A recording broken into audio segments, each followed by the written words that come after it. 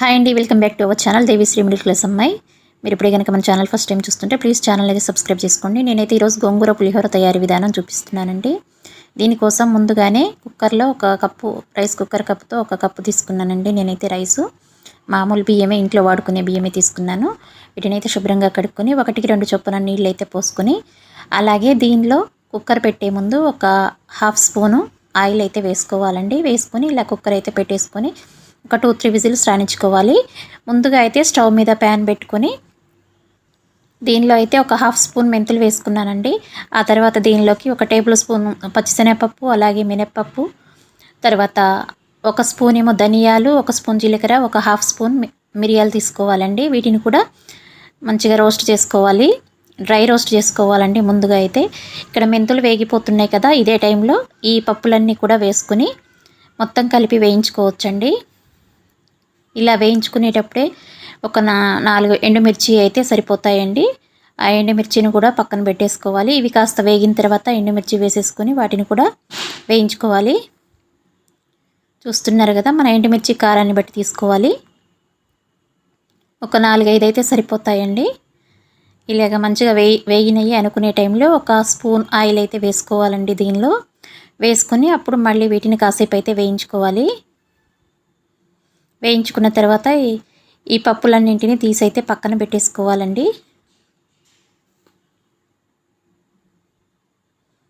మంచిగా వేయించుకోవాలి, మాడిపోకుండా. ఇప్పుడు దీనిలోకి నేను గోంగూర పులిహోర అన్నాను కదా, గోంగూర పులిహోరలోకి నేనైతే ఒక గుప్పెడు గోంగూర తీసుకున్నానండి. ఈ గోంగూర అయితే సరిపోతుంది ఆ రైస్ క్వాంటిటీకి. ఇదే కడాయిలో కొంచెం ఆయిల్ వేసుకొని మళ్ళీ ఈ గోంగూరను అయితే దీనిలో వేసుకొని ఆల్రెడీ కడిగి పక్కన పెట్టుకున్న గోంగూర కదండి ఇది. దీనిలో వేసేసుకొని చక్కగా ఉడికించుకోవాలి. ఇదే టైంలో కొంచెం చింతపండు తీసుకోవాలండి. కొంచెం అంటే కొంచెం చింతపండు తీసుకొని దీన్ని శుభ్రంగా కడిగేసుకొని నానబెట్టుకొని పక్కన పెట్టేసుకోవాలి. ఒక ఉసిరికాయ సైజ్ అంత అయితే సరిపోతుందండి. ఇక్కడ మీకు ఎక్కువలాగా కనిపిస్తుందేమో కానీ కొంచెమే తీసుకున్నాను నేను. ఇక్కడ చూశారు కదా, గోంగూర మగ్గిపోతుంది. అవసరమైతే ఒక 2 స్పూన్ల వాటర్ కూడా తీసుకుని ఈ గోంగూరను అయితే ఉడికించుకోవాలండి. మూత పెట్టి ఉడికించుకోవాలి. చూశారు కదా, ఇక్కడ గోంగూర అయితే మగ్గిపోయింది, ఆల్మోస్ట్ ఉడికిపోయినట్లే ఇది. ఇక దీన్ని అయితే స్టవ్ ఆఫ్ వేసుకొని దీన్ని కూడా చల్లార్చుకోవాలండి. ఇప్పుడు ముందుగా మనం పప్పులు అయితే వేయించుకొని పక్కన పెట్టేసుకున్నాం కదండి, ఆ పప్పుల్ని కూడా చల్లారబెట్టుకోవాలి. ఇక్కడ రైస్ చూద్దాము. రైస్ అయితే ఉడికిపోయింది. ఒక 3 విజిల్స్ ఉంచాను నేను. చూశారు కదా, రైస్ చక్కగా ఉడికిపోయిందండి. దీన్ని ఒక ప్లేట్లోకి చల్లారబెట్టుకోవాలి. చూస్తున్నారు కదా, మంచిగా పొడి పొడిగా వచ్చేసిందండి. కుక్కర్లో కూడా రైసు చాలా మంచిగా ఉంటుంది. చూశారు కదా, పొడి పొడిగానే వచ్చింది.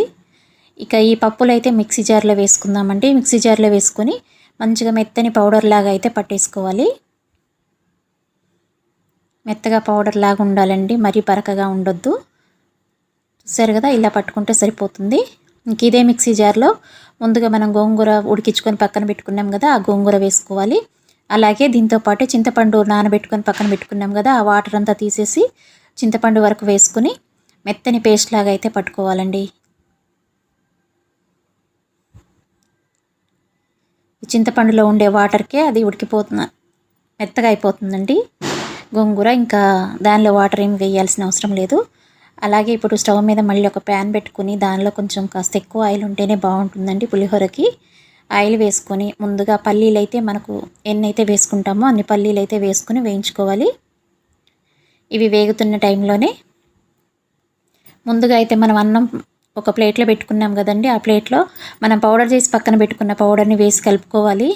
ఈలోగా పల్లీలు వేగుతున్నాయి కదండి, ఈ పల్లీలు వేగే టైంలో పోపు దినుసులు మనం ఏమేమి వేసుకోవాలనుకుంటామో ఆవాలు, జీలకర్ర, పచ్చిశనగపప్పు, అలాగే మినప్పప్పు వేసుకున్నాను నేను. అలాగే ఎండుమిర్చి కూడా వేసుకున్నానండి. పులిహోర అంటే ఎండుమిర్చి ఉంటేనే బాగుంటుంది, అందుకే ఎండుమిర్చి అయితే వేసుకున్నాను. వీటిని అయితే మంచిగా మగ్గించుకోవాలండి. పులిహోర తాలింపు ఎప్పుడైనా బాగా మంచిగా మగ్గాలి, మాడిపోకూడదు. అలాగే కరివేపాకు వేసుకున్నాను. కరివేపాకు ఫ్రై అయిన తర్వాత ఒక చిటికెడు ఇంగు అయితే వేసేసుకున్నాను. వేసుకొని వీటినన్నిటిని ఫ్రై చేసుకున్నానండి. ఫ్రై చేసుకున్న తర్వాత కొంతమంది ఆ గోంగూర పేస్ట్ని దీనిలోనే వేసుకుంటారు, కానీ నాకు ఈ ఎండుమిర్చి, పల్లీలు ఇవన్నీ మెత్తపడతాయని చెప్పేసి నేనైతే ముందుగా దీన్ని తీసి ఒక ప్లేట్లోకి తీసి పక్కన పెట్టుకుంటున్నానండి. ప్లేట్లోకి తీసి పక్కన పెట్టుకున్న తర్వాత ఇందులో ఆయిల్ ఉంటుంది కదా, అదే ఆయిల్లో ఈ గోంగూర పేస్ట్ని వేసుకుని కాసేపు అయితే మగ్గించుకోవాలండి.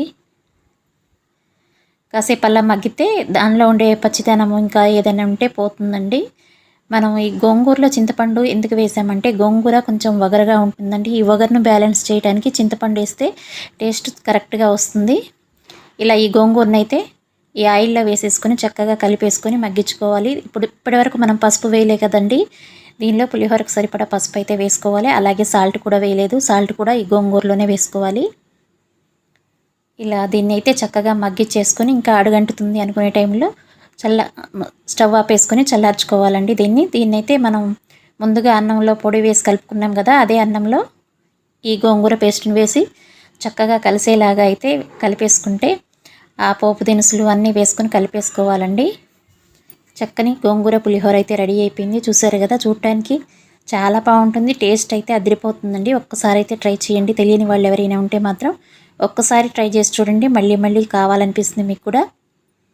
చాలా టేస్టీగా ఉంటుందండి. నేనైతే బాబా టెంపుల్లో తిన్నాను ఫస్ట్ టైం ఇది.